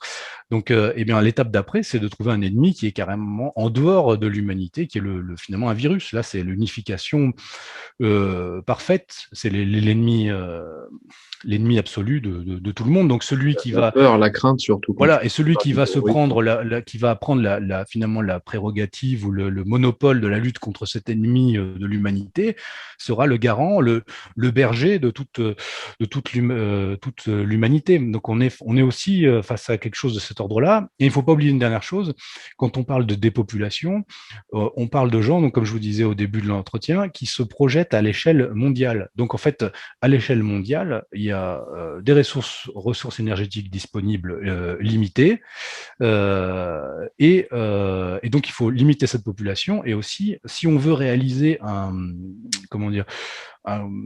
État mondial qui va gérer un corps politique mondial, eh bien, il faut forcément réduire ce corps politique à une population, à une taille gérable pour une administration mondiale. Alors, ce n'est pas forcément... de toute façon, dans toutes les idéologies, il y a un horizon d'attente qu'on appelle, c'est-à-dire un objectif qui sera un peu téléologique, qui est à atteindre. Et là, il y a cette idée d'arriver à 1 milliard de population, 2 milliards, même si ce n'est pas réalisable. C'est intéressant de comprendre vers quoi tendent ces élites. Et en fait, si on regarde bien au cours du XXe siècle, on était déjà sur cette lancée. Quand on regarde les frères Huxley, par exemple, le fameux livre de Aldous Huxley, Le meilleur des mondes, décrit très clairement ce que le projet de l'élite de la maçonnerie anglaise et de l'élite de la finance anglo-britannique dès l'époque et dès le 19e siècle, c'est-à-dire une société complètement eugéniste, parfaitement réglée, parfaitement parfaitement une sorte de société en caste, avec une élite, avec une société différenciée par la génétique. Donc on est déjà là-dedans en fait. Donc en fait, nous on découvre ces choses-là. C'est un petit peu comme le soir d'été où on voit passer les satellites d'Elon Musk dans le ciel. On est comme des tribus où on découvre des choses incroyables, mais en fait on est déjà là-dedans. Donc en fait ça nous paraît fou, mais c'est ce qui est déjà en cours. Maintenant, le problème, c'est bon, on subit ça, on le comprend, le faire comprendre aux autres, ce n'est pas forcément évident, mais voilà, c'est notre travail. C'est ce qu'il y a de plus difficile. Mais ce que je voudrais, bon, parce que certains auditeurs se poseront cette question qui peut sembler être naïve, pour les plus initiés, si on peut parler comme ça, ils auront déjà leur réponse. Mais le but ultime de ces gens-là, d'amener une gouvernance mondiale, de réduire la population, euh, sachant que l'argent reste un outil d'aliénation des peuples, l'argent n'est pas un but, mais reste un moyen de soumission comme un autre. Quel est leur but ultime à cette poignée, vu qu'ils sont de confessions, on va dire, différentes? On peut avoir une élite juive, on va dire, plus sioniste, donc qui est athée. On va avoir une élite peut-être protestante, une autre qui ne l'est pas du tout.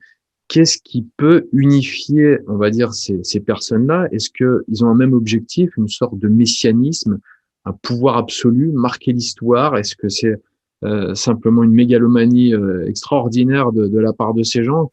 Qu'est-ce qui les anime réellement? Bah déjà le contrôle. Antoine, tu commences. Ouais, voilà. Déjà le contrôle. Enfin, quand vous avez le contrôle, enfin, vous en voulez plus et puis vous voulez et surtout vous voulez ne pas le perdre. Et dans une situation de crise systémique, il s'agit de ça aussi, de ne pas perdre le contrôle sur les sociétaires que vous gouvernez. Et puis il y a c'est comme ce que dit Soros sur ces fantasmes messianiques qui l'habitent depuis qu'il est enfant. Il y a cette idée, je pense, de marquer l'histoire et en fait de sortir de la condition humaine, en fait, d'être pour des gens, comme je disais, dans la théosophie, dans ces idéologies-là, pour la maçonnerie de haut grade, il y a cette idée que, en fait, ce que nous chrétiens, nous pouvons connaître ou expérimenter en essayant de nous configurer à la vie du Christ, eh ces gens-là ont essayé de sortir de la condition humaine autrement. On est tous mortels, donc on est tous d'une certaine manière frappés par une certaine urgence dans nos vies. Donc soit on va vers l'idée traditionnelle et vers l'idée chrétienne, soit si on pousse les choses jusqu'au bout, je pense pour ces gens-là qui sont depuis leur enfance, même parce que ce sont des lignées de gens, Bill Gates, par exemple, c'est le troisième du nom. Enfin, c'est ça aussi, ces gens se présentent toujours comme s'ils venaient d'arriver, qu'ils sont tout fait par eux-mêmes. Non, ce sont des lignées. En fait, ce sont les lignées qui seraient naturellement amenées à diriger l'Occident, qui sont dégénérées et qui ont une idéologie qui conduit tout le. Moi, je ne suis pas justement, je suis pas socialiste. Je pense pas qu'on faudrait, comment dire, qu'il peut faire une société où il n'y a pas d'élite. C'est faux, il y a toujours une élite. Mais là, le problème, c'est qu'on a une élite qui a une idéologie dégénérée en fait et qui conduit les sociétés dont elle a la charge vers l'abîme. Mais pour eux, ce n'est pas un problème puisque pour eux, c'est ainsi qu'ils vont gagner une forme de surhumanité. Quand vous écoutez justement les délires transhumanistes d'un Laurent Alexandre ou de gens comme ça, qui lui n'est pas, enfin lui c'est la version, enfin il s'en fait le porte-parole en France, mais c'est pas lui-même n'a pas vraiment beaucoup de pouvoir, mais il prend ce discours-là pour essayer d'appartenir à cette élite. Bon, ces gens-là qui vous expliquent qu'ils vont vivre 1000 ans, ce sont des gens qui en fait, et là ça rejoint effectivement, vous parliez de messianisme, de millénarisme, il y a cette idée que finalement, pourquoi toujours ces références au paléolithique, à une époque finalement proto-historique ou préhistorique, c'est-à-dire en fait c'est toujours cette idée. Si on a la conception chrétienne, on sait que depuis l'origine, il n'y a pas d'état de nature où l'homme est bon en fait. L'homme est dès le départ dans une situation problématique due au péché originel. Ça c'est la vision chrétienne. Pour ces gens-là, dans une forme de rousseauisme des élites, non. En fait, si on revenait à un état de nature originel, on pourrait redevenir à une forme d'âge d'or où on serait des dieux, mais des dieux qui utiliseraient la technoscience pour justement percer les mystères de l'univers et pouvoir régir cet univers. Et voilà. Et donc forcément, dans cette perspective-là, bon, y a une masse d'humains qui pose problème. Si elle n'est plus esclave, eh bien, elle pose problème parce que qu'est-ce qu'on va en faire? Youssef? Oui, alors le point commun effectivement entre ces élites oligarchiques, on va prendre le monde occidental, c'est qu'elles viennent essentiellement de deux traditions, la tradition juive et la tradition protestante. Et parmi les protestants aux États-Unis, il y a 100 millions d'évangéliques.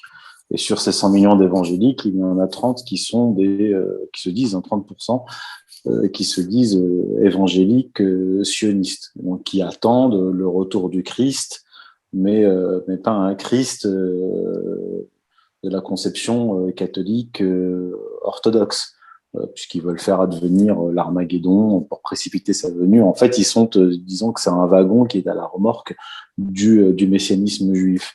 Mais si on élargit encore, on voit que ce messianisme a recouvert de très nombreuses formes.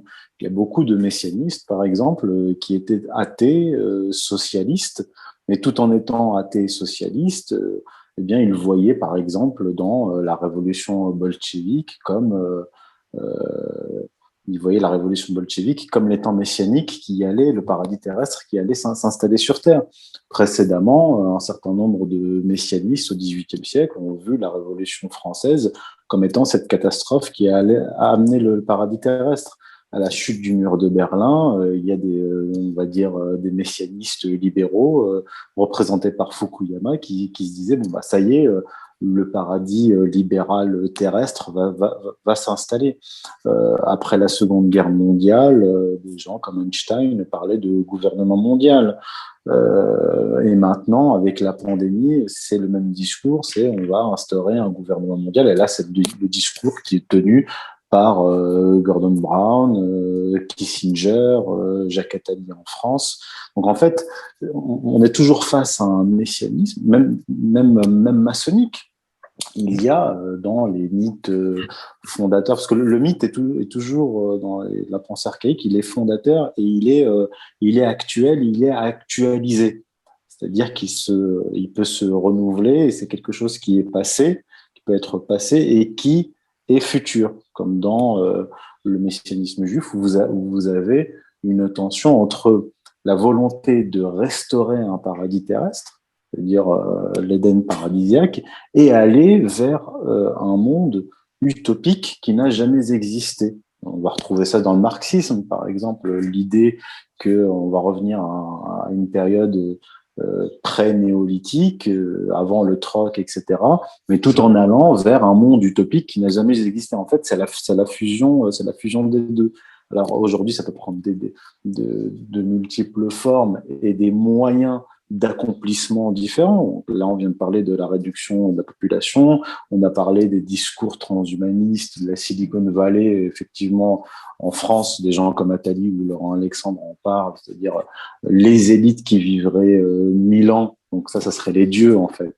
Et là, on revient dans des espèces de mythologie où il y a des dieux qui vivent des milliers d'années et la basse humanité qui elle est mortelle, en fait, dans le sens où elle va vivre beaucoup moins longtemps. Donc, en fait, on est toujours dans la même structure de pensée messianique, l'instauration d'un monde passé idéalisé et fusionné avec un monde utopique qui n'a jamais existé, et avec des moyens de mise en œuvre qui diffèrent selon les époques et les progrès techniques. Il y avait un homo soviéticus, et ils pensaient qu'ils allaient créer un homme nouveau. Les républicains, quand ils ont fait la Révolution française et ensuite au 19e siècle, ils pensaient créer un homme nouveau, républicain, dans les écoles, un messie collectif.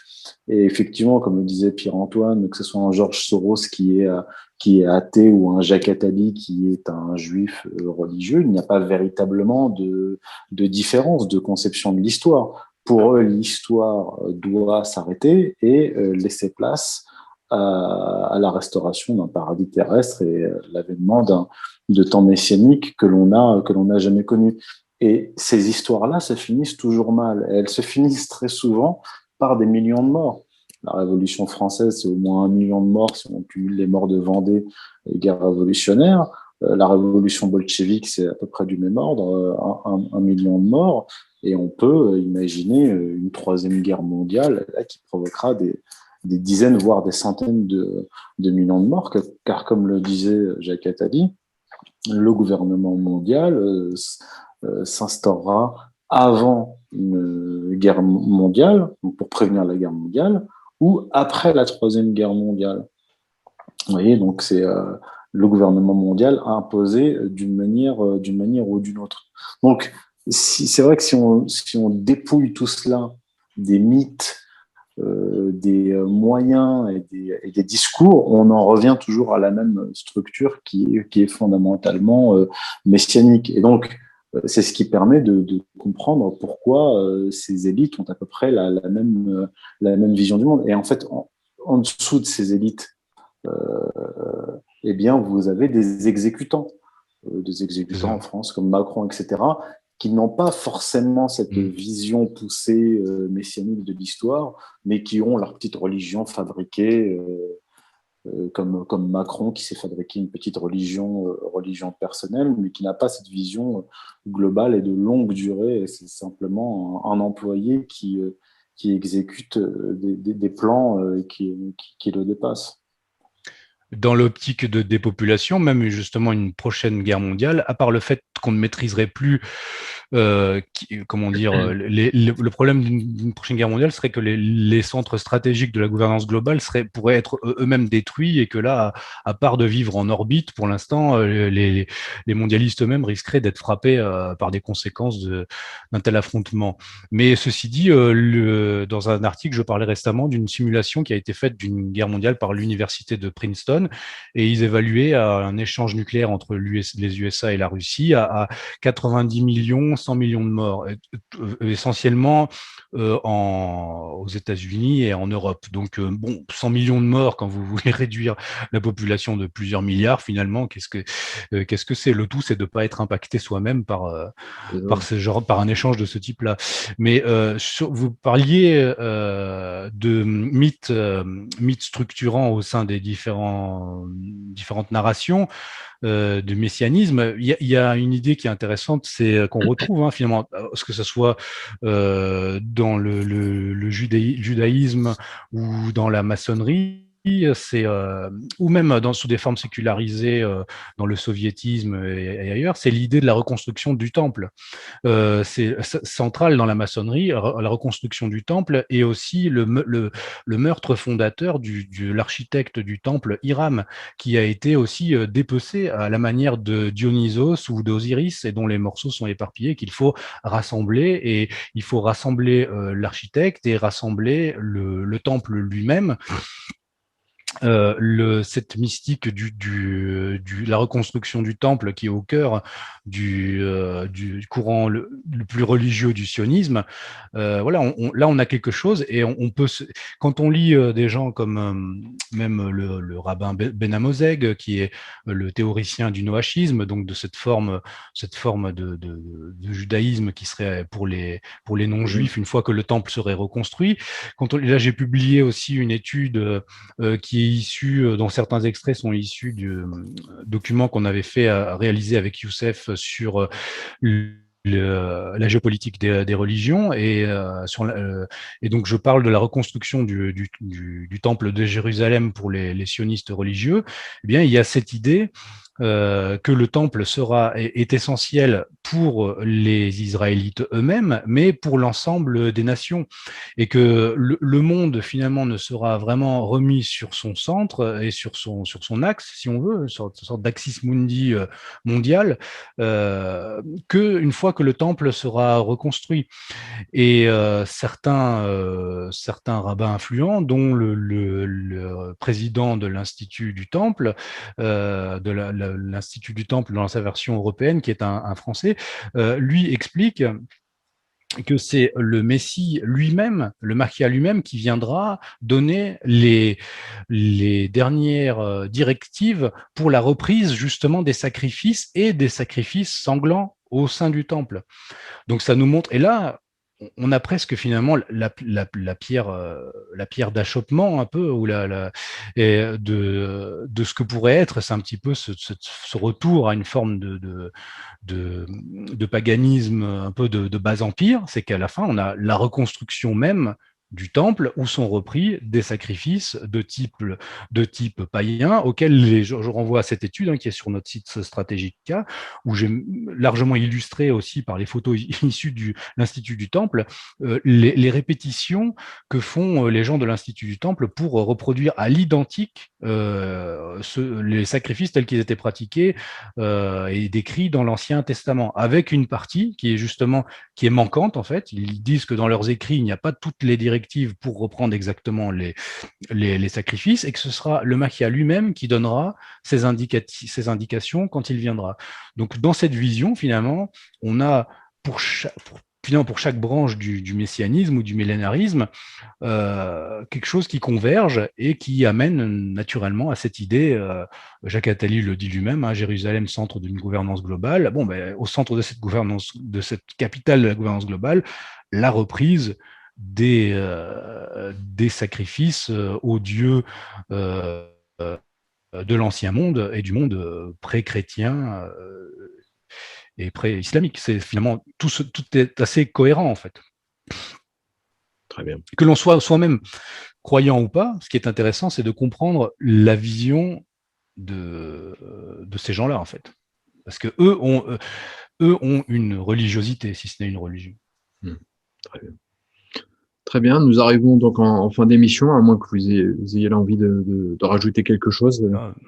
Oui, on peut préciser encore les choses et dire que, par exemple, ça correspond à des projets qui sont inscrits dans la Bible hébraïque, notamment dans Ésaïe, dans le livre d'Ésaïe. Il y a des passages eschatologiques dans lesquels il est dit que les goïms, donc les non-juifs, seront rassemblés aussi au temple. Et en fait, il y aurait deux niveaux, c'est-à-dire le peuple juif qui est le peuple prêtre, qui lui est proche de Yahvé, et qui jouerait le rôle d'intermédiaire entre nous, les goïms, et Yahvé. Et donc, les peuples du monde se réuniront à Jérusalem autour du temple, donc soumis au Messie des Juifs et soumis au peuple juif. Et ce qui est intéressant, c'est ce lien entre le paganisme et ce messianisme juif, c'est que, par exemple, Julien l'Apostat, qui était un empereur romain anti-chrétien, avait voulu reconstruire le temple de Jérusalem après la destruction du second temple, et cet apostat païen romain a voulu reconstruire le temple. Donc, ça va à l'encontre de cette idée de judéo-christianisme. En fait, il faut parler de pagano-christianisme, de même que dans le monde musulman, les musulmans traditionnels ne peuvent absolument pas valider le projet sioniste. Ceux qui, dans le monde musulman, valident le projet sioniste d'Israël sont des gens, notamment les wahhabites, qui ont abandonné l'islam traditionnels, même s'ils se revendiquent musulmans, et qui accompagnent le projet sioniste et qui, à terme, appelleront, c'est déjà le cas en Arabie Saoudite, à combattre les mouvements pro-palestiniens et de Hezbollah, et à s'allier à Israël. Donc on voit, si on prend de la hauteur et une vision de longue durée des religions, l'effondrement du christianisme d'un côté, l'effondrement de l'islam a été véritablement l'accélération du déclin et du monde musulman et du monde occidental. Alors, c'est des déclins qui ont des formes différentes, mais il est évident que la chute du christianisme, qui a, on va dire, commencé avec la Révolution française sur la durée, et le déclin du monde musulman, avec une date importante, l'abolition du califat en 1924, avec un déclin qui avait commencé auparavant, a été, maintenant on a le recul historique, des catastrophes qui ont fait s'effondrer ces deux civilisations. Et ce qui en ressort, ce sont des entités politiques qui sont étrangement tout à fait compatibles avec le sionisme, l'État d'Israël et le messianisme juif, sachant que les catholiques d'un côté, avec le pape Pie X, s'étaient opposés au projet sioniste ouvertement, en disant à Theodor Herzl droit dans les yeux, vous n'avez pas reconnu notre Seigneur, nous ne pouvons pas vous reconnaître, donc nous ne pouvons pas. Et du côté musulman, le calife sultan ottoman qui avait refusé de laisser la Palestine à Herzl et aux sionistes, et qui leur a dit, qui lui a répondu que ce sera sur notre cadavre que vous constituerez votre projet. Donc effectivement, là on en revient toujours aux questions religieuses et civilisationnelles. L'effondrement de ces deux monothéismes qui ont aboli notamment le sacrifice humain et le meurtre des enfants, ce double effondrement ne peut que profiter à ce messianisme juif. On ne peut pas. Et à ses corollaires. Voilà. Oui. Le parallèle que vous dressez, enfin, on peut pas ne pas voir le parallèle entre le suicide mutuel des monarchies européennes qui étaient les dernières héritières du monde traditionnel européen, la révolution bolchevique qui vient frapper l'empire, les héritiers de l'empire byzantin et l'abolition effectivement du califat dans la foulée. Enfin, tous les derniers pouvoirs théopolitiques issus du monde traditionnel à la fois romains et hellénistiques et même musulmans ont été liquidés dans le même mouvement presque. Voilà, et ce qui a permis l'élaboration du monde athée dans lequel nous vivons. Vous parliez de l'empereur Julien, oui, ça c'est très intéressant comme parallèle parce qu'effectivement l'empereur Julien qui avait rejeté le christianisme voulait réduire en fait la chrétienté à justement une secte juive et faisait le même raisonnement que les rabbins finalement se disaient bon ben si je leur reconstruis le temple, eh bien ils vont ramener en fait cette secte là dans le giron du judaïsme, où cette secte sera tellement minoritaire qu'elle va disparaître. Le raisonnement que font beaucoup d'intellectuels de la droite juive depuis plusieurs années, et ce qui explique aussi le soutien à un certain type de courant des droites occidentales par la droite juive, c'est un petit peu le même. C'est l'idée que finalement chacun doit avoir son propre tribalisme et au centre duquel finalement donc on aurait le tribalisme des occidentaux, le tribalisme wahhabite des pseudo-musulmans, et puis et au centre le tribalisme sioniste qui coifferait un petit peu les autres ou qui en serait un petit peu un centre de gravité. Donc il y a une convergence naturelle qui a même après il y a des accointances, on va dire effectivement géoéconomiques, mais au niveau même de la vision du monde, il y a une convergence, une cohérence et une convergence logique en fait. Pour nous, maintenant se pose le problème de bon, ben, comment est-ce que, comme on disait autrefois, même le diable porte pierre. Hein, il n'est pas sûr que dans leur projet, ils ne soient pas eux-mêmes en train de participer à quelque chose qui les dépasse vraiment. Très bien. Ainsi s'achève notre émission. Alors, pour nos éditeurs, il s'agit de Stratégica, c'est une émission spéciale Stratégica. Oui. Je vais vous mettre tous les liens dans la description sous la vidéo. N'hésitez pas à soutenir Stratégica. Si vous pouviez parler un petit peu, Pierre-Antoine, rapidement des articles et des dossiers que en fait, qui sont payants.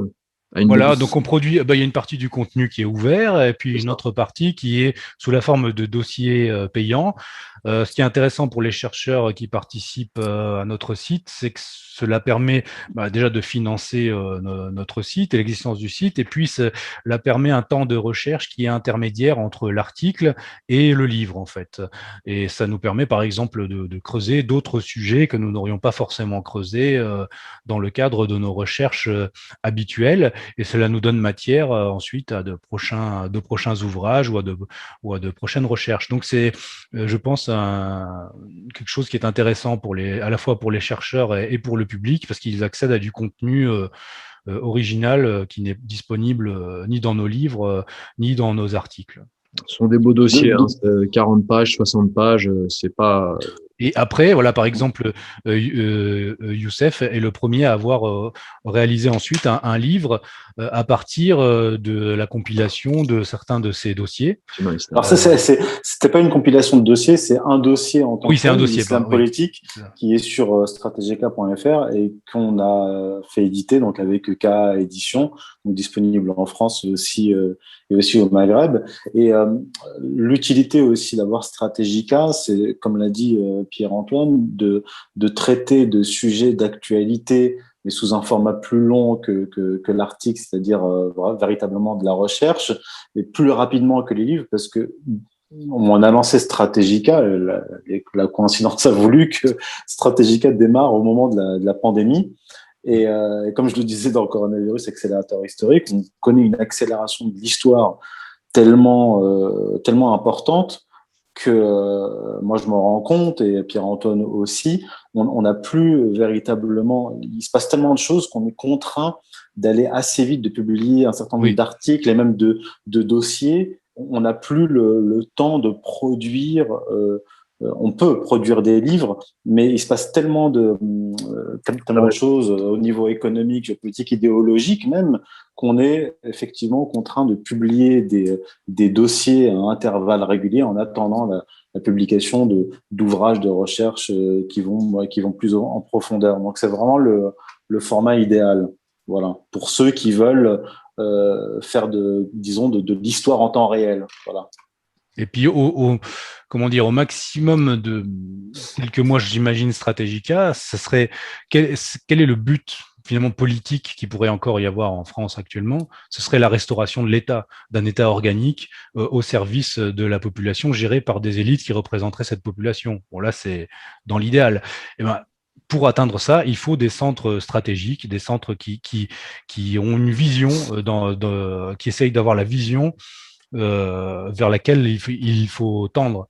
La stratégie se définit par la dialectique des volontés qui s'affrontent finalement. Donc là, on a un adversaire qui, lui, a une stratégie et a des outils tactiques et les emploie, et il a une stratégie, et donc mais le problème, c'est que les opposants à cet ennemi n'ont pas de stratégie commune finalement. Ils réagissent, ils prennent les coups et éventuellement ils résistent un peu, mais là il faudrait passer à un autre niveau, à un niveau réellement stratégique, c'est-à-dire au sens militaire, c'est-à-dire avec la stratégie se définit par une dialectique de volonté, donc et de définir quels sont nos buts et notre vision du monde aussi. Voilà. Donc, et donc définir, nous on étudie ce que fait l'adversaire, les actions de l'adversaire, sa vision du monde ou ses visions du monde, eh bien, nous devrions nous aussi arriver à travailler, à agglomérer quelque chose comme un centre stratégique pour qui nous soit propre. Bon, ce n'est pas la tâche, n'est pas sans moyens. Et dans le même sens, justement, j'ai publié il y a quelques semaines sur Strategica un texte qui s'appelle L'abolition de l'état de droit et le retour de la violence politique, qui traite justement de ce sujet-là. Alors, c'est pas un appel à la violence, mais j'ai justement que l'abolition de l'état de droit ne peut conduire qu'à une violence d'abord venant de l'État contre la population, et une violence venant du peuple français en tant que corps politique en réponse à cette violence, mais pour restaurer cet État. Parce que comme je le disais précédemment, la fin de l'état de droit, ça veut dire quoi? Ça veut dire que c'est la fin de la justice. La justice, c'est comme je le disais, c'est la sortie de l'archaïsme vers l'État, pas forcément l'État moderne, mais la civilisation, et cette institution qui a pour rôle de venger donc les victimes et d'empêcher le chaos. Or, là, on constate que les élites dirigeantes, notamment en France, utilisent l'État et la police comme un outil dans le cadre d'une guerre privée qu'ils mènent contre le peuple. Et cet état de fait ne peut conduire qu'à la violence et au chaos. Mais ce que je pense, c'est que cette violence qui a commencé en fait avec les gilets jaunes et qui je pense va s'accentuer, traduit une volonté inconsciente du peuple de restaurer justement cet état, de restaurer l'état de droit et de confisquer comment dire, à ces élites dirigeantes les moyens de la violence le monopole de la violence physique et légitime qui est devenue en fait une violence illégitime. Et donc, effectivement, comme le disait Pierre-Antoine, c'est dans ce contexte-là qu'on doit réfléchir, penser l'État, repenser l'État sur ses différents plans historiques, juridiques et anthropologiques. Et là, ça répond notamment à l'appel des militaires que nous avons relayé, le contre-appel aussi que nous avons relayé d'autres militaires pour alimenter la réflexion et dépasser ce simple constat du recul de territoire de la République et des questions de l'insécurité. L'insécurité, c'est l'ultime avatar de la décomposition de l'État et donc du globalisme. C'est ça aussi, c'est ce que nous avons en commun en fait.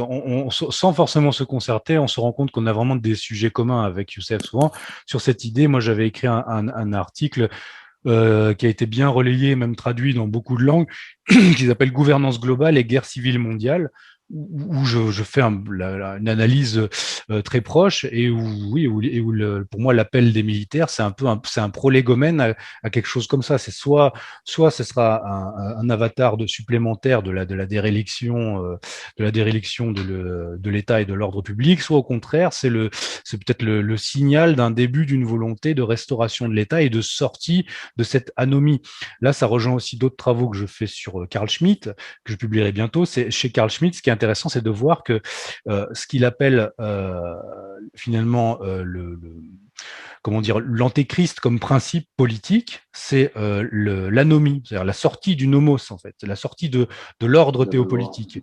Et en fait, ça rejoint réellement la vision du messianisme politique. Le messianisme politique, c'est l'idée qu'on va restaurer l'Éden perdu, et en fait, on va abolir le nomos, on va abolir l'ordre établi, on va abolir tout ce qui structure finalement une société, mais même une anthropologie, d'où le recours, l'idéologie du genre, c'est toutes ces questions-là, parce qu'en fait, le but, c'est de revenir à un ordre du monde où tout est permis. Donc, ce n'est plus un ordre, ce n'est plus un nomos, c'est une anomie. Et en fait, Carl Schmitt parlait de cela, et je pense que là, on arrive à ce point limite-là, ou bien on continue vers l'anomie, et donc vers la destruction et le déchirement du tissu théopolitique, ou bien on revient à une forme une forme de restauration, mais de type intégral, quoi, c'est-à-dire qui partirait depuis le cœur de la problématique qui est religieuse. Des gens, même, on voit actuellement quelqu'un comme Patrick Buisson a un discours très proche du nôtre, alors qu'il vient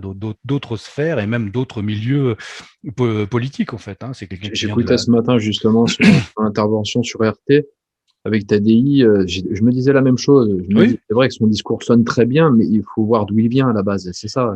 Peut-être, mais en fait, quand il y aura s'il doit y avoir une restauration, notamment. Hein. Ah oui, mais s'il doit y avoir une restauration réelle, elle viendra forcément depuis différents points de la société. On peut pas avoir juste, elle sera peut-être menée. Moi, je pense, comme Youssef, elle sera plutôt menée par des membres des classes moyennes supérieures qui vont essayer d'enrayer le chaos, mais elle va être accompagnée de gens qui viennent de l'armée, elle va être accompagnée de gens qui viennent de la grande bourgeoisie, mais conséquente comme ce Patrick Buisson. Il y aura toutes sortes de gens. On ne peut pas restaurer un pays que sur une classe, sinon on est dans une vision marxiste et donc de guerre civile, et en fait, on ne sort pas du logiciel mondialiste qui est le même, qui est le logiciel de guerre civile. Donc, pour cela, ça va être obligé, en fait, d'avoir finalement différents courants ou différentes personnes qui représentent. Et si on nous proposait de choisir entre une droite zémourienne de guerre civile et une droite buissonnière de restauration de l'État et du nomos de l'État, eh bien oui, je pense qu'il n'y a pas à choisir. Il y a une droite française et puis il y a une droite exogène. Pour terminer, vous pouvez préciser un petit peu les acteurs de Stratégica, parce qu'il y a des personnes de Stratégica, même extérieures, qui interviennent de temps à autre pour faire des dossiers ou des articles. Oui, alors nous sommes les animateurs principaux, mais après on a Yuri Roska, dont on parlait tout à l'heure, on a des gens comme Valérie Bugeaud. Quand il y a eu le premier confinement, on a réalisé toute une série d'entretiens avec différentes personnalités, Pierre Le Vigan, voilà, Slobodan beaucoup de gens, Despot. Slobodan Despot, effectivement, voilà, Xavier Moreau maintenant aussi qui m'a interviewé récemment au sujet de Stratégica. Enfin, ça s'étoffe toujours Et puis plus. des gens comme, par exemple, Claude Timmerman, qui est un biologiste Exactement. paléontologue. Aussi, on Hichem, a été Amin Achachi, qui nous a Amine rejoint Nachi, voilà. récemment, qui est un ingénieur en biologie, qui a d'ailleurs fait une thèse de doctorat sur le HIV, sur le développement d'un traitement contre le HIV à partir de molécules qui sont tombées dans le domaine public, a été classé parmi les 3 meilleurs étudiants en 2006 d'Europe, et d'autres comme Valérie Bugeaud, qui est une spécialiste du Lucien Surin droit. aussi. Lucien Cerise Oui, qui oui, écrit des Lucien fois, oui, Cerise. Pierre aussi Hillard. Pierre Hillard qui a écrit Oui. un dossier spécialement pour nous, et aussi un auteur très brillant qui écrit régulièrement chez nous, Nicolas Bonal, qui est plus comment dire, un écrivain, Claude Janvier aussi. Claude Janvier, effectivement, oui, le co-auteur avec Monsieur Isambert. Oui, Oui. donc on a beaucoup de monde. En fait, on est une plateforme. Il faut voir une chose, c'est que oui, et quand on a vraiment eu une explosion de visibilité au premier confinement, parce qu'on traduisait beaucoup d'articles, notamment anglo-saxons, sur sur tout ce qui était médecine alternative et autres, et beaucoup de nos intervenants sont ensuite intervenus dans le film Hold Up. Voilà, donc on est un peu en amont d'une chaîne de réinformation, si on veut, et c'est vraiment la fonction de notre site, c'est qu'on n'est pas forcément dans la polémique, mais on se situe au cœur un peu de la fabrique d'informations, de réinformation et d'analyse. C'est ça qui nous intéresse le plus. C'est pour ça on produit peu de vidéos, par exemple. Et bien qu'on produise peu de vidéos, notre chaîne YouTube vient d'être sautée. Oui. Donc Oui. et en fait, on est de plus en plus invisibilisé. Bon, sur Facebook, on n'en parle même pas, mais même sur Google, on est invisibilisé. Et maintenant, notre chaîne YouTube a été. Donc, c'est jamais des attaques directes. On a été très tôt identifié par Conspiracy Watch, évidemment, qui a fait des fiches très bien faites, d'ailleurs, que si nos lecteurs veulent les voir. Mais donc, oui, donc on continue ce travail-là et voilà. Et on a notre angle de travail, c'est la recherche sérieuse de type universitaire, mais sans les tabous et les peurs des universitaires. Voilà, on est un think tank qui n'a pas peur d'aller dans ce que j'appellerais les trous noirs de la géopolitique, qui sont systématiquement en fait évités par les autres think tanks et sites de géopolitique. C'est ça aussi la différence avec les autres sites, c'est qu'on traite de sujets qui ne traitent pas, et on les traite d'une façon inédite. Pierre-Antoine, ton micro est coupé. Ah oui, je pensais qu'il était coupé. Écoutez, ce que je dirais, c'est donc à nos auditeurs, soutenez Stratégica, même que ce soit financièrement. Je crois qu'on peut même faire des dons par-delà de acheter vos articles. Soutenez aussi ma chaîne, parce qu'on prend quand même des risques. Du jour au lendemain, elle peut être strikée, c'est clair à net, j'en ai conscience. C'est pour ça qu'on a essayé de faire un titre plus ou moins maquillé de cette vidéo, parce qu'il faut qu'elle soit visible un maximum. Et puis on essaie de trouver des petits subterfuges. Bon, bien entendu, on est faible à notre niveau. On a la chaîne Odyssée aussi, donc n'hésitez pas à aller dessus. Tout est en lien dans la chaîne. Soutenez-nous, Tipeee, tout est dans les liens Stratégica. N'hésitez pas, et je vous dis à très bientôt, messieurs, pour une autre émission sur un autre sujet. Merci pour l'invitation. Ou alors en présentiel, en camp Covid, peut-être, on verra. Oui, on espère. On pourra. Après, géographiquement, on n'est pas Youssef et moi, ça va, mais toi, tu es un peu plus loin. Mais on va aller faire un tour dans tes contrées, là, c'est pas mal. Je prévois. Merci à vous, en tout cas. Bon, merci. Merci. Très bien. Allez. À très bientôt. Au revoir. Au revoir. Merci, au revoir.